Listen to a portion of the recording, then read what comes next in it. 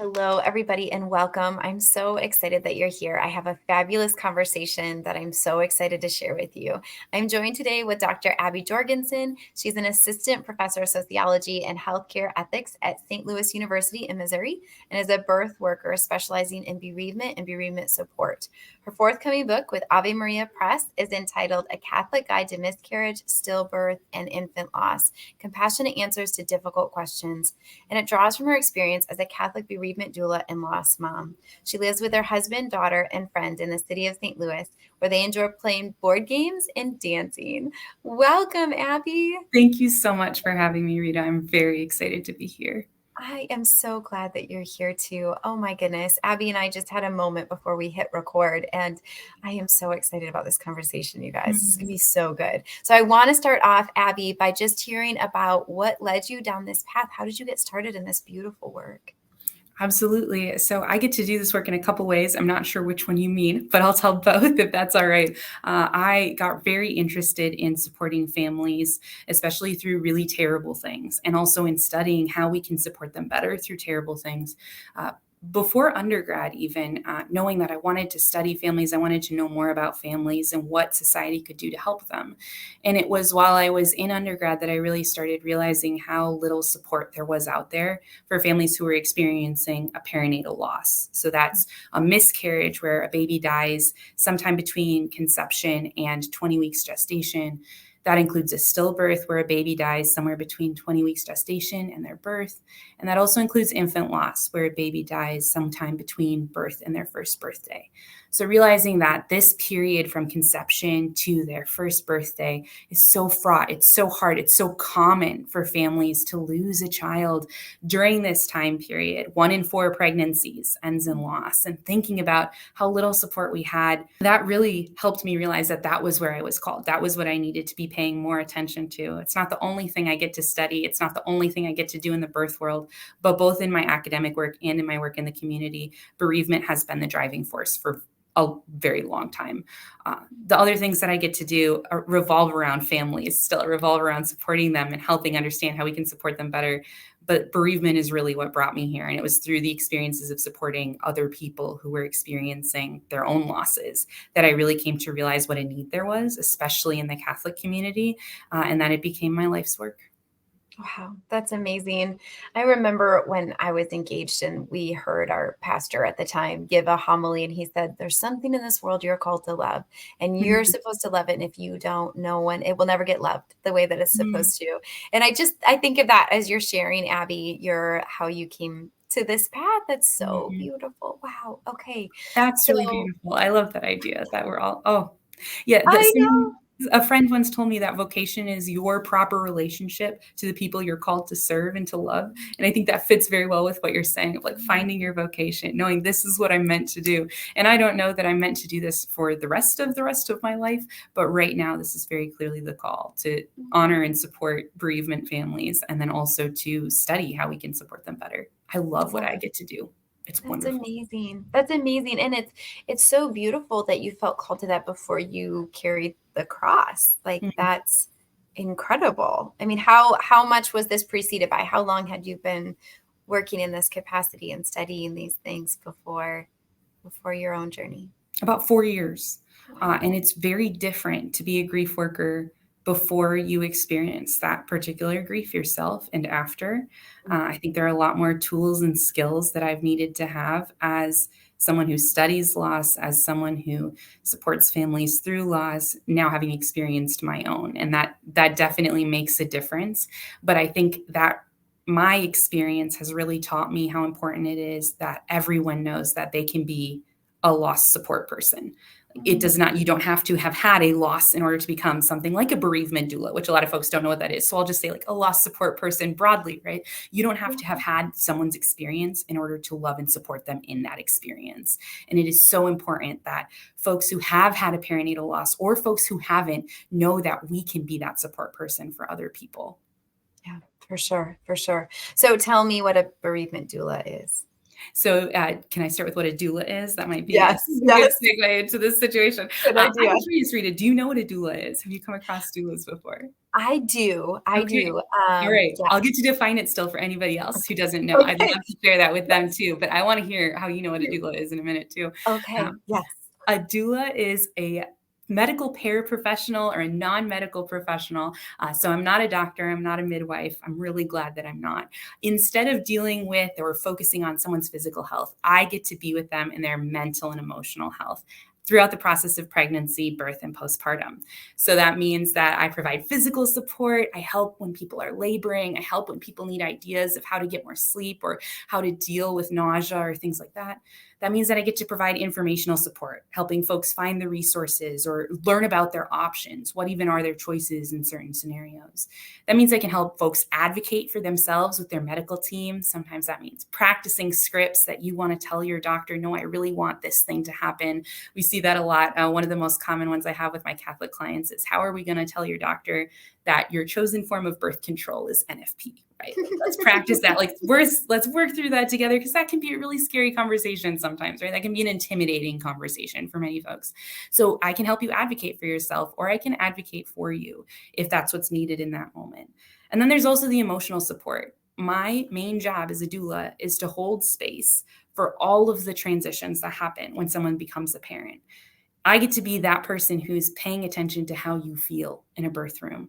And your midwife, your doctor, they're not supposed to be thinking about that. They're supposed to be thinking about your body, but I get to pay attention to your heart and your soul. And that means the world to me. So that's what I get to do as a doula. A lot of doulas are birth doulas. A lot of doulas are postpartum doulas. I am also a bereavement doula, which means that I get to hold space for that transition into parenthood when a baby doesn't survive. So when families experience a miscarriage, a stillbirth, or an infant loss, they can call me. So sometimes I get the call before a loss has occurred. If we know that a baby has some kind of condition that's making a long life look pretty unlikely, then someone might call me so that I can start serving them then. Sometimes I get a call when someone has realized that they're having a miscarriage and they don't know who to turn to. They need someone to be there for mental and emotional support, in addition to that health support that we were talking about, right? And sometimes it's decades later. I had one client who it had been 5 decades since the loss of her daughter. And she told me, I found you on the internet and I just needed to tell someone, because you're only the third person that I've ever told about my daughter. And I just need to talk. I just need to share that story, right? So I think sometimes people think doula, they think you show up in a room for a live birth. And that's a big part of it for a lot of folks. But I have the honor of getting to witness births and birth stories, even from decades ago, and to help families prepare to welcome their child, even if the child has already passed away. So that's a little bit about what doulas do and what bereavement doulas do. Rita, I'd love to hear how you'd heard about doulas, because we're becoming more of a thing, which I'm grateful for. But folks hear about us in all sorts of ways. Yeah, actually, it was we moved about 6 years ago, and a dear friend of mine, before we moved, she was trained as a doula. So we had kiddos about the same ages as each other. She was just one Mm. of those friends that we like both like. We were both pregnant, and then we were like the kids were 3 months apart, and then 2 months apart, and then 2 weeks apart. And right before her and I had our first like shared pregnancy time, Mm. she stopped working as a doula Mhm. because she was, I think it was her third kiddo or something, and she was like, I just can't do this with the family, and Mhm. stop at any hours. And she was still working as a nurse in the office too, so it was Mhm. a lot. But yeah, it was largely through my girlfriend. That makes sense. That's Yeah. beautiful. And she was a birth doula, I assume? Yeah. Got it. Yeah. Amazing. Wow, so interesting. So getting started as a bereavement doula, was that primarily because of watching families go through this? Okay. Yeah, and realizing that we needed more, we needed better help for the families that were going through this. And I just started looking into grief support. I was an undergrad at the time, and so I had access to a whole lot of different articles and books on how to support people through grief and what do the studies say. I could get those studies, I could read those studies. Now I get to write those studies, which is amazing to me. Like, I'm so grateful. But that idea of needing to know more and feeling like if I'm the best that society has to offer, I need to be a lot better than I currently am. And I'm really grateful to my mom for preparing me for that. I was homeschooled, and my mom took me to a lot of funerals growing up because Wow. we didn't really have a schedule that we needed to adhere to. And her thing was, we don't let people grieve alone. So we showed up Mm. at all these funerals of people that I never met before in my life. I always say I had my funeral planned before I had my wedding planned because I knew I was going to die, but I didn't know if I was going to get married. And the idea of seeing all these different funerals and just being around it, being like, oh, like I really like that song. I don't care for that reading. Like I really had this sort of familiarity with funerals that I really appreciated because of my mom taking me to so many of them. And it wasn't until college that I realized that that was kind of weird society. It was like a little bit strange. We were at a very famous funeral of someone who died, a very famous person who had died during my college years, and my whole dorm was in line for the wake. And so many people kept saying, "Oh, I've never even seen a dead body before." I was like, "What? Like, you're a college age student? You've never been to a funeral?" And it really just shocked me that so many people were unfamiliar with death or unfamiliar with grief. And I don't Yeah. think I'm was at the time, or even now, I'm comfortable around grief. I want to make that distinction that like being familiar with it, familiar with death, familiar with grief is not the same thing as being comfortable. Like the idea of death goes against everything that we know, right? Separating the soul from the body, that's not how we were created, right? That's not what it's supposed to be. And then it's really not supposed to be that when it's your child, when it's your little baby. And so that idea of being familiar with grief, the idea that, okay, I might be better positioned than some other people to go running into grief, run, like seek it out, try to help people in this situation because I'm familiar with it, not desensitized and not comfortable, but familiar with it. And so that became a really big part of what I did. And then I realized there was a name for that, bereavement doula, after I'd been doing the work for a while.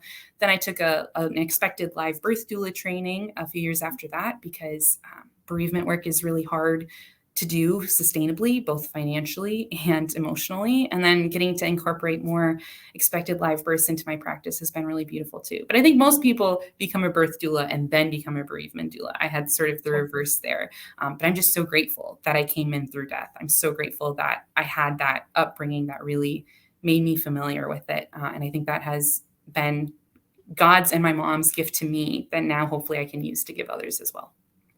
That's so beautiful. It's so amazing, isn't it, to stop and with what you know now about where you are in your journey, like to look back and be like, oh, this was planned, this was Mhm. ordained, this Mhm. is it's just so beautiful to have the eyes to see because I think a lot of times we don't reflect through that lens of this is why. I personally, I've been working in this capacity with helping couples with infertility long before I knew what it was like to carry the cross of Mhm. infertility. I like got into this and we had little kids. We had 4 kids in 7 years. And I was like, oh my gosh, we're always gonna have babies. Right. Like I started to have this like, oh boy. And then we had 5 years where we couldn't get pregnant. And it just was so heavy, but so beautiful to Mhm. like be able to carry that cross with others, even Mhm. though, right, that wasn't what I would have wanted. Mhm. But it just, the Lord gives us what we need to be able to do those things Yeah. better. And yet then too, there's such a beauty in the ashes. And I want to say this to talk about your own personal journey then, because I think that like just really struck me about you when you were sharing that it was the bereavement doula that happened before your own losses. Like, Mhm. because a lot of times as we then walk through our own, yeah, dark shadows, right? It's not the valley of the shadow of death, but I guess it kind of is. Mm.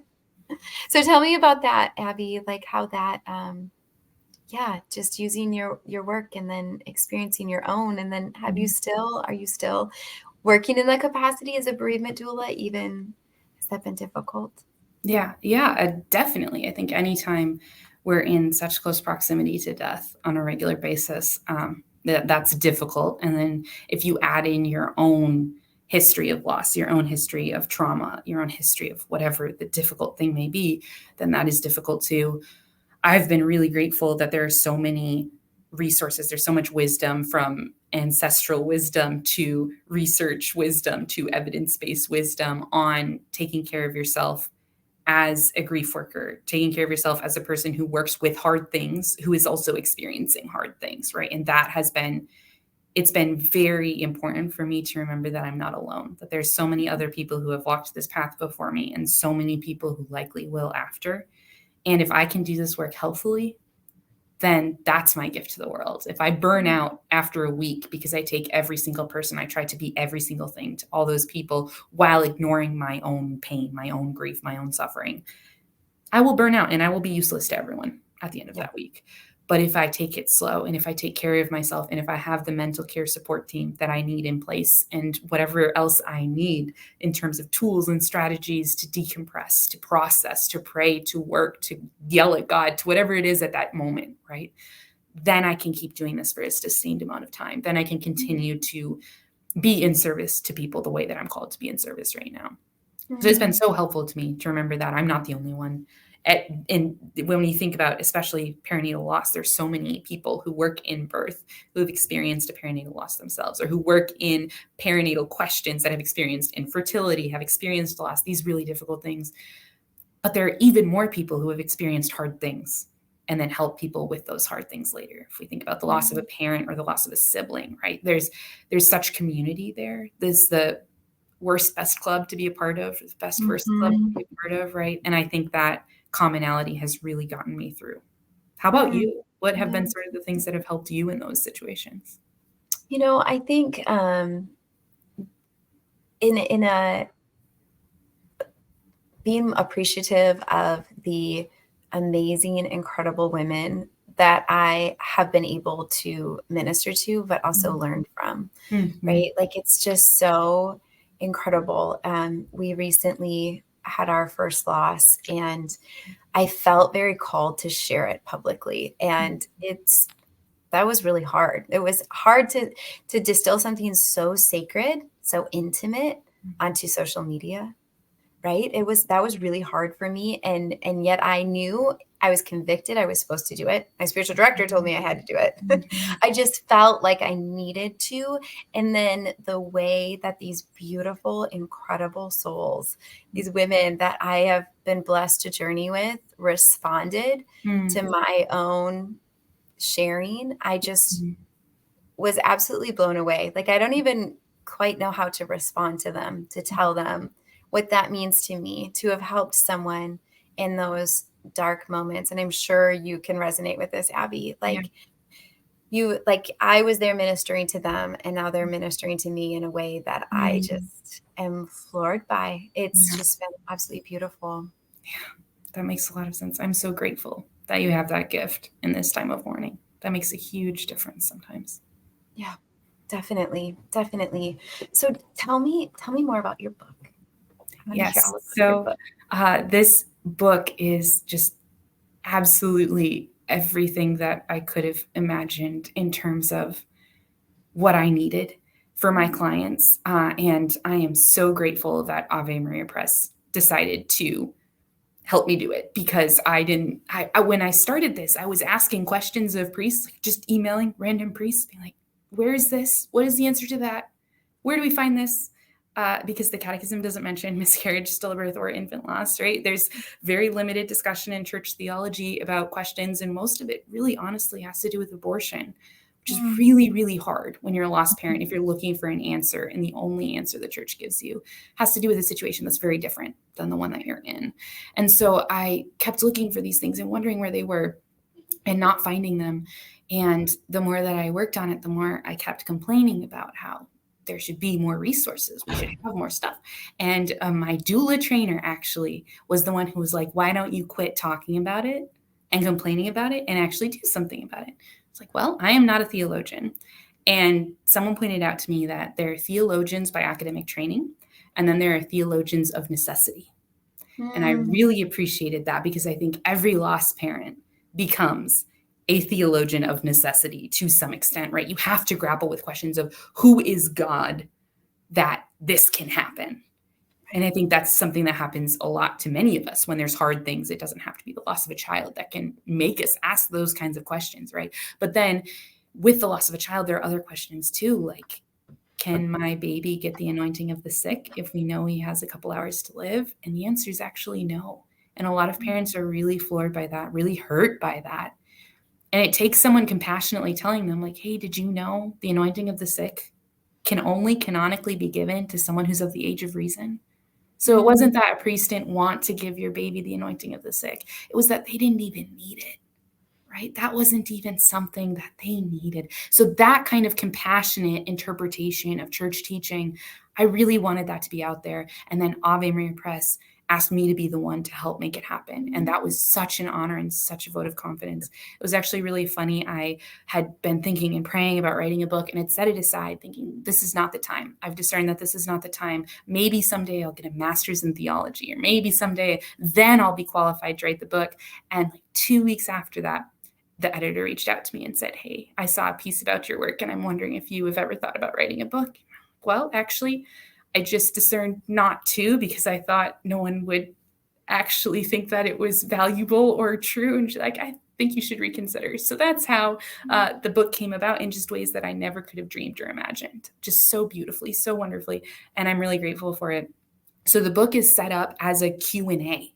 The questions that families ask me, that priests ask me, that deacons ask me, that people who have Catholic friends but aren't Catholic, so they don't really know, like, what's this whole deal about baptism? I don't know why it's a big deal, right? All of those people asked me. So I took those questions. I made this list of all these questions that I could think of that are the really common ones around Catholic teaching and Catholic support. And then I arranged them into each chapter being about a different person. So the first chapter is about the baby, the questions parents have especially, but lost siblings or other folks have about the baby. Where's my baby's soul? It's just a really basic one that a lot of people have as a question, right? And it's really hard that the church doesn't give us a definite answer in a lot of situations. But then there's other questions that families have about each other. What is normal grief, right? Like, am I doing this right? Is it okay that I'm mad at God? So I have another chapter with questions about parents and family members and what sorts of things we should look for as warning signs and what sorts of things are really natural and what God invites us into conversation about, right? And then chapters also on the church, on other support people and what we can do to help. So each section has a takeaways for different folks, including support people. So I really encourage you, if you haven't experienced a loss yourself, but you want to be a better support person, you want to be a better parishioner or neighbor or coworker, whatever it is, to think about those things, seek out those kinds of takeaways, because we can make such a difference in grief support if we just know a little bit. Little changes can make such a difference. So that's a little bit about the book, how it came to be, what it includes. I'm really eager to have it in the world because it's a lot of the answers that I needed when I had my own losses. It's a lot of the answers my clients have needed. And I really hope that it helps open up that door for more conversation in the Catholic world about perinatal loss, and about what it teaches us about ourselves, our bodies, our children, and our God. Oh, that's amazing. That's so beautiful, Abby. I'm so excited. I agree. I think that's so needed. And, some of us too that are steeped in community and know people that we can ask these questions of, we sometimes take that for granted that not everybody has that. And so it's so beautiful, at least to be able to say, here's a book. Here's a book that can really help support and find those next steps. Oh my goodness, it's so beautiful. Thank you. Yeah, that's amazing. So tell me a little bit about your work as a sociologist and some of the things you get to research, and maybe your most fascinating, because I'm sure there's a lot. We could probably just go on and on. That's very kind of you. I have a lot of different things that I get to do. Like I mentioned before, and the sociology side of thing involves a lot of those as well. So I get to study perinatal loss support to see when families feel more loved and cared for in better ways. To study, one of the things that I study, and I'm starting a new project on right now, is how I can help make different folks of caretakers, and especially medical care team members, feel more confident in supporting families through loss. So I get to interview and talk to people who are OBs and nurses and chaplains and doulas and say, okay, what sorts of things would you need to feel confident supporting a family through loss? Not just to support them, because our medical system is doing that to some extent already, and in many cases doing that beautifully, right? There's such beautiful support there, but we need people to be able to do it confidently in order for them to keep doing it, right? So I get to study that sort of thing that I really hope matters to someone, that I really hope makes a difference, right? I also get to study other aspects that are a little bit more directly related to perinatal loss. So things like, how do different countries have different levels of child mortality? Those are questions I get to answer. And then I get to answer some others that have less to do with loss and a little bit more to do with live birth too. Like, how do parents' identities change when they're pregnant versus when they have a 1-year-old versus when they have a 5-year-old, if that live birth happens and that baby is able to continue into early childhood. So the ideas of parents being really important shows up a lot in my work, getting to support parents, getting to work with parents, getting to understand what's going on for parents, because that identity shift when you become a parent, it's just a doozy, right? No matter what your journey to parenthood looks like, that is a huge transition. And then for families who wait for that transition for a long time, right, are hoping and praying for that transition, but are dealing with the cross of infertility, or for families who are having that transition, but it doesn't look like people expect because they are becoming parents, but they're lost parents. That's a whole other kind of transition. And then for parents who have a live child and get to bring that child home and get to raise that child, it is still a doozy of a transition, right? It's just a huge life-changing event. So looking at what parents experience, especially in these different facets, and how we can support them is another big thing. The fascinating question is really interesting because I'm not sure yet what would be most fascinating to you, particularly, Rita. So I'm going to have to guess. One thing that I looked at was how with a colleague of mine, we did a paper that got published recently looking at how different Christian women incorporated ideas of gender into their weddings and what that looked like. And so that was a little bit more on the family side and less on the parent side. But what I learned so many fascinating things in that, because we got to talk to over 300 Christian women in the US about different things they did in their weddings and how that reflected gender. I learned a lot about Scottish sword ceremonies, using a sword to cut the cake at Scottish. This came up so many times. I was really surprised. I had never heard that before. So that was one thing that fascinated me. But the different ways that people represent gender and people represent what it means to be feminine and what it means to be feminist, and how these things work together or don't work together for different folks in a Catholic or Christian context. That was really interesting. And we had a lot of fun getting to learn about the sort of exciting ways that people consider God and gender coming together. So that was like a fun, happy one that I'll throw in there, because sometimes I get to study happy things too. That's amazing. I love that, Abby. I think a good way I'd love to hear about what are some of those ways when you were mentioning the researching different ways families feel loved when they are grieving. Like, what are some of those for our listeners that haven't experienced a loss, but want to know better how to accompany the ones that they love? Absolutely. So one is being willing to talk about loss or ask about loss. And I think a lot of times with death and grief in general, but then especially with perinatal loss, we have a lot of fear about saying or doing the wrong thing, right? We really don't want to say the wrong thing because it's such a sensitive time and we know that. And it's so hard and it's unimaginable. And how am I supposed to say the right thing? And so sometimes it feels like the right answer is to say nothing. But I really want to push back on that. What we see over and over is that actually, if you say something and it's not perfect, but you note the loss, you ask the person how they're feeling, you tell them you're sorry for the loss of their child, that makes such a huge difference to families. So people being willing to try to do the really uncomfortable and awkward and scary thing of actually talking about miscarriage, stillbirth, and infant loss, that's huge. That is such a gift you can give families to enter into your own scaredness, right? And so if we enter into our own scaredness and set aside that need to be perfect and just do our best and say, hey, I'm really sorry for your loss. Or say, hey, I heard that you had a miscarriage. I'm so sorry. Do you want to tell me about it? Right? Whatever that looks like, coming up with those kinds of scripts and that having that courage to step bravely into the thing we're not supposed to talk about. That's such a gift. Another thing that a lot of folks always want to ask is, what gift can I get for families? I think a lot of people have this immediate assumption of like, I need to give, I need to send something, right? And sometimes that comes actually from like a fear of saying anything or being in real relationship with the person, right? Like, what if I have to sit and listen to the story of the birth of their dead child? Like, that sounds terrifying, right? So I'll give a gift instead. But I think more commonly it comes from this urge to make sure that someone's taken care of. Right. So this idea of, okay, can I send a meal? Yes, absolutely. I think sending a meal is the number one concrete financial thing you can do after someone experiences a loss. Like, if you are not close by, send a dine-in gift card or a DoorDash gift card. Like, that is such a great gift. A lot of people ask about getting a teddy bear or a bracelet or something beautiful with a child's name on it. I think those can be really beautiful as well. But I think that food, that basic human necessity, is just such an important aspect when we are grieving. And so I often encourage folks to default, or at least start with, getting someone food, getting someone coffee as the first sort of gift we give. I also think that listening to stories is my last of my 3 suggestions here.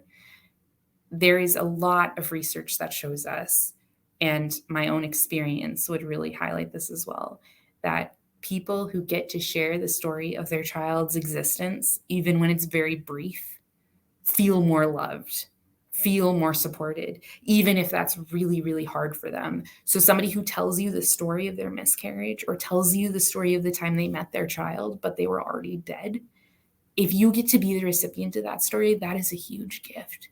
But that is also a really scary place for some of us to be, right? To receive the story of something that's so hard to even imagine or think about. So a couple of tips that I have, if you get to listen to someone's story, or if you ask someone, do you want to tell me about what happened? Do you want to tell me about the birth of your child? One thing is, silence is not a bad thing. We can sit in silence, and that's okay. Another thing is, physical touch can be really powerful. So a lot of times after I get to hear the story of somebody's baby's birth, I might just ask if I can give them a hug. And that's all, right? We don't have to come up with the perfect thing. We don't have to have the perfect wisdom to share. We don't have to solve it. And that's the last part of this as well, is that nothing we say or do is ever going to make it better. And I often tell doulas, when I train bereavement doulas, like, it is not your job to make things better. It is just your job to make sure that people don't go through this suffering alone. And I think that's something that we all can do, even if we're not bereavement doulas, like knowing nothing I say is going to fix this. Nothing I say is going to bring this person's child back. But if I can receive their story and give them the space to share their child with the world, I'm sure they expected to share their child with the world in so many other ways, right? Pictures on Facebook and birthday parties and graduation photos and a wedding dance and so many other things that they won't get to have. But we can give them the gift of getting to share the story of that child with someone, even if it's hard for us. So receiving that gift, listening, maybe offering that physical touch if that's appropriate or if that's easy to do. And then knowing that that is our gift. Our listening is our gift. We don't have to solve anything as the support people. We can't solve anything, but we can make that person feel less alone. I think those are my big tips. I think that's beautiful. It's so true too, because we never really know. I remember being afraid that I would say something when something really taboo that I didn't realize was taboo, right? Like there could be more, or there. Mm-hmm. And as you go through it, I remember thinking, if someone says that to me, I don't know what I will do. If Mm-hmm. someone says there can be more children, it's Right. not. That's not. It's the one that I lost, Yeah. that I'm mourning, and so I don't need to hear that. But being present with someone that will listen or will see you through it and acknowledge the beautiful life and that you're changed because of that life. That's all that we really need as we go through that. It's so beautiful. I love that, Abby. Thank you. How can people find you? Obviously, your book comes out in April, so everybody Yes. get the book. But how can they find you other than that? I have a couple of different websites folks can check out. So my main one is Abby, the Sociologist Doula. There aren't that many sociologist doulas, so I should be pretty easy to find that there. And that's a great resource for people who are expecting or hoping to expect, who are looking for grief-informed resources, being pregnant after a loss, that sort of thing. I also run bereavementdoulas.com, which is a resource for folks who are interested in becoming a bereavement doula or just interested in sharpening some of your support skills, even if you don't want to become a full bereavement doula, right?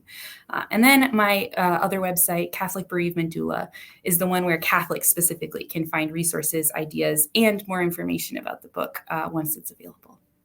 Beautiful. Amazing. Thank you so much for your time today, Abby. This was so good.